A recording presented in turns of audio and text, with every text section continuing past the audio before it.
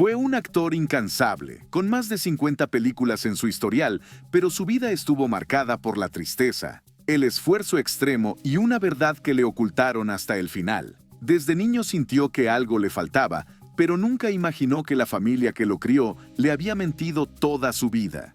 Trabajó sin descanso, empujando su cuerpo al límite, hasta que un error fatal terminó arrebatándole la vida. Hoy te cuento la historia de Álvaro Cermeño, el actor que lo dio todo, incluso su propia vida. Desde pequeño, Álvaro Cermeño supo lo que era crecer en un hogar donde el dinero nunca alcanzaba. Su infancia transcurrió entre privaciones y una sensación constante de vacío que nunca logró explicar del todo. No tenía claro por qué, pero siempre sintió que algo le faltaba. Su padre, Francisco Cermeño, se dedicaba a la agricultura y la ganadería, un trabajo pesado que dependía de los caprichos del clima y la temporada. Había días en los que la comida en la mesa era suficiente, pero en otros la familia tenía que conformarse con lo poco que hubiera. Aunque nunca pasaron hambre extrema, la precariedad estaba siempre presente. Con la esperanza de encontrar una mejor oportunidad, la familia se trasladó al Estado de México cuando Álvaro era aún un niño. El cambio de hogar no trajo la estabilidad que esperaban. El dinero seguía siendo escaso y la vida no era sencilla. Su padre pasaba largas jornadas de trabajo, mientras que Álvaro, aún siendo un niño, tenía que asumir responsabilidades que le correspondían a un adulto. Pero entre todas las dificultades, había algo que lo hacía diferente: su voz. Desde muy joven descubrió que tenía un talento natural para el canto. No era solo que entonara bien, sino que había algo en su manera de interpretar que conmovía a quienes lo escuchaban. Su voz era fuerte, con un timbre profundo y una melancolía natural que parecía venir de lo más profundo de su ser. Para él, cantar no era solo un pasatiempo, era su refugio. En su hogar, donde muchas veces no encontraba consuelo, la música se convirtió en su única compañía. Cuando las cosas se ponían difíciles, se apartaba y comenzaba a cantar. Era su manera de escapar de una realidad que no le ofrecía muchas esperanzas. Pero en lugar de recibir apoyo, encontró resistencia. En un entorno donde la prioridad era sobrevivir y trabajar, no había tiempo para soñar con una carrera artística. Para su familia, la música no era más que una distracción, una fantasía que no llevaría a ningún lado. No faltaban las veces en que le decían que dejara de perder el tiempo y que se enfocara en algo más realista. A pesar de esto, no se rindió. Contra todo pronóstico, en 1948, con apenas 13 años, se presentó a un concurso de canto en la radio XEW, una de las estaciones más importantes de México en aquel entonces. No era fácil participar en un certamen de esa magnitud, y mucho menos para un joven sin contactos ni experiencia profesional.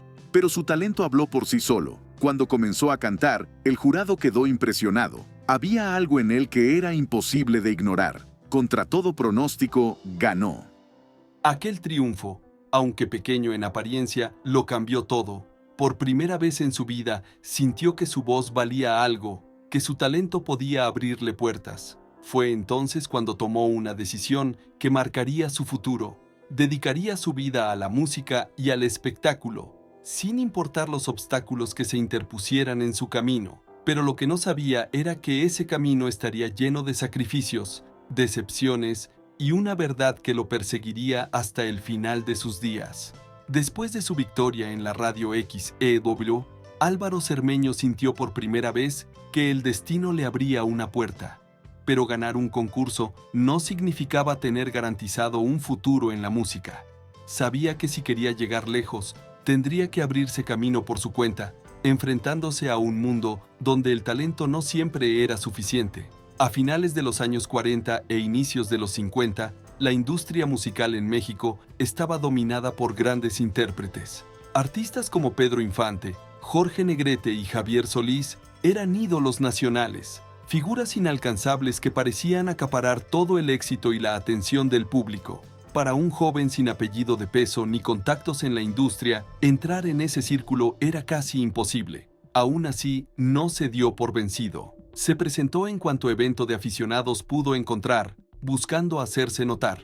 Pero en la mayoría de los casos, lo que obtenía era indiferencia o rechazo. La competencia era feroz, Y si no tenías a alguien que te respaldara, lo más probable era que fueras ignorado sin siquiera darte una oportunidad. Para sobrevivir, tuvo que trabajar en empleos temporales mientras seguía luchando por un espacio en el mundo del espectáculo. Fue en este periodo cuando comenzó a cantar en bares y centros nocturnos, lugares donde la paga era baja y el público difícil.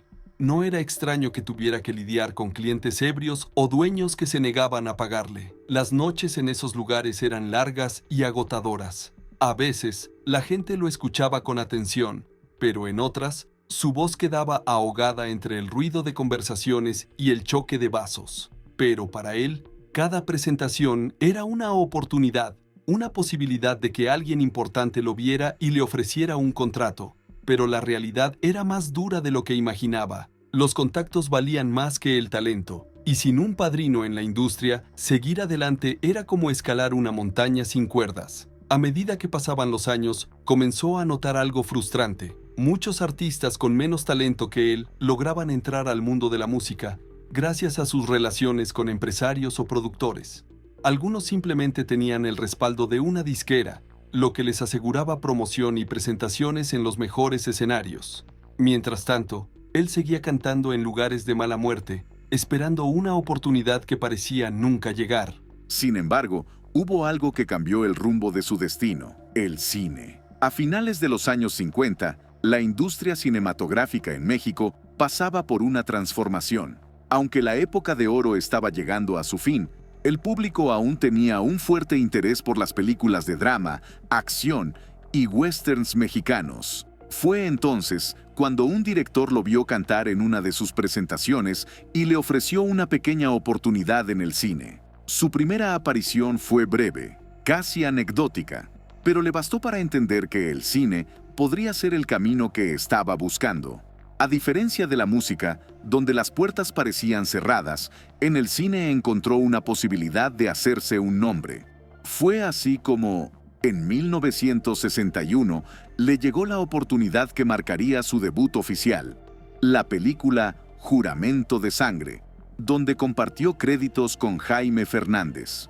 No era un papel protagónico, pero era su primera gran aparición en la pantalla grande, y eso significaba que finalmente tenía un pie dentro de la industria. Lo que no sabía era que su lucha apenas comenzaba. El estreno de Juramento de Sangre en 1961 fue un momento clave en la carrera de Álvaro Cermeño. Después de años de intentarlo en la música, sin obtener el éxito esperado, finalmente tenía una oportunidad en la pantalla grande. Pero aunque estar en el cine era un logro, no significaba que todo fuera a volverse más fácil.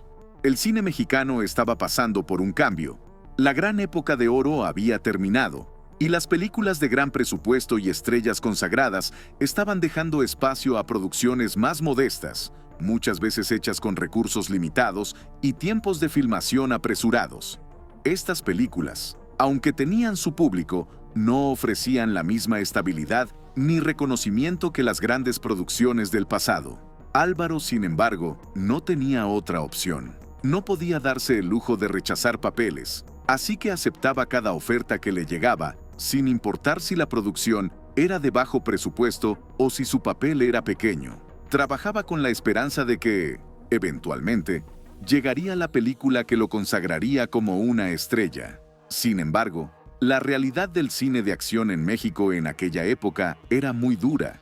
La mayoría de las películas se grababan en semanas, con poco tiempo para ensayos o repeticiones.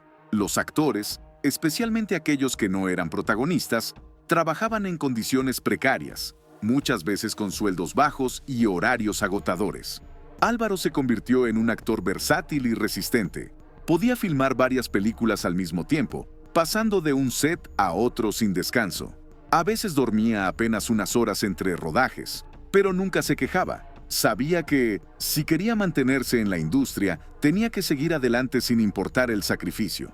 A lo largo de los años, participó en más de 50 películas, pero ninguna le dio el reconocimiento que buscaba. A pesar de su esfuerzo y dedicación, seguía siendo visto como un actor de reparto, alguien que tenía presencia en la pantalla, pero que no lograba dar el salto al estrellato. Pero no era solo la falta de reconocimiento lo que lo afectaba. Había algo más profundo, algo que lo hacía sentirse constantemente insatisfecho. En los sets era común verlo melancólico, pensativo y en más de una ocasión llorando en silencio. Sus compañeros notaban que algo lo atormentaba, pero él nunca hablaba abiertamente del tema. Parecía cargar con una tristeza que iba más allá de las dificultades del cine o la falta de éxito. Con el tiempo, los rumores empezaron a circular. Algunos decían que tenía problemas económicos graves, otros que había sufrido una decepción amorosa.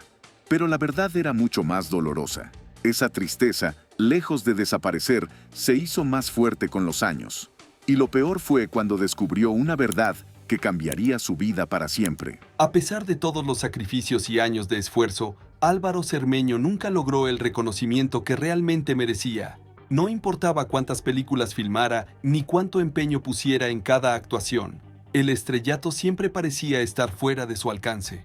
Pero si había algo que lo atormentaba aún más que su carrera irregular, era esa tristeza inexplicable que lo acompañaba desde siempre. Una sensación de vacío, de que algo no encajaba en su vida. Durante años trató de ignorarlo, concentrándose en el trabajo, en seguir adelante sin detenerse a pensar demasiado, hasta que un día la verdad lo golpeó de frente. Fue en una conversación casual con alguien del medio, un encuentro que parecía insignificante, pero que terminó cambiándolo todo. Un viejo conocido mencionó algo sobre su infancia, un comentario que a simple vista no tenía nada de extraordinario, pero que sembró una duda en su mente. «Siempre fue extraño lo que pasó con tu madre, ¿verdad?», dijo aquel hombre, sin darse cuenta de que estaba abriendo una herida que Álvaro ni siquiera sabía que tenía. Esas palabras lo dejaron helado. Desde niño, había creído que su madre había muerto al darlo a luz. Nunca nadie le habló demasiado de ella, y con el tiempo, simplemente dejó de hacerse preguntas. Pero algo en el tono de aquel comentario despertó en él una angustia que no podía ignorar. Desde ese día, su mente no tuvo descanso. Necesitaba saber la verdad. Comenzó a hacer preguntas, a escarbar en el pasado, a buscar cualquier pista que le diera respuestas. Pero lo que encontró fue mucho peor de lo que imaginaba. Descubrió que su madre nunca había muerto. Siempre había estado viva. Lo más devastador fue enterarse de que lo había buscado durante años. Había intentado verlo, escribirle, contactarlo de cualquier manera posible, pero cada vez que se acercaba, alguien se encargaba de mantenerla alejada. La familia Cermeño, la misma que lo había criado, le había mentido toda su vida. Le habían dicho que su madre estaba muerta porque no querían que la encontrara, porque su existencia era un secreto que querían enterrar. Cuando entendió lo que había pasado, todo cobró sentido. La sensación de vacío, la tristeza que lo había perseguido desde niño, la soledad inexplicable que sentía incluso en los momentos de éxito. Siempre había estado buscando algo que ni siquiera sabía que le habían arrebatado. Intentó encontrarla, pero era demasiado tarde. Su madre había muerto sin poder verlo una sola vez. Esa revelación lo destruyó, y desde ese momento, nada volvió a ser igual. Su madre había muerto sin poder abrazarlo, sin poder explicarle su ausencia, sin que él siquiera supiera que existía. Ese pensamiento lo atormentaba día y noche. No podía dejar de imaginar cómo habría sido su vida si hubiera crecido a su lado, si hubiera tenido la oportunidad de conocerla, de escuchar su voz, de hacerle todas las preguntas que ahora quedarían sin respuesta. Se sumió en una depresión profunda. Ya no encontraba sentido en nada. El cine, que antes había sido su refugio y su motor, se convirtió en un simple medio de subsistencia. Las películas dejaron de emocionarlo. Los sets de grabación se volvieron lugares fríos y rutinarios, y cada actuación se sentía vacía. Comenzó a aislarse de sus compañeros, a volverse más reservado y distante. Aunque seguía trabajando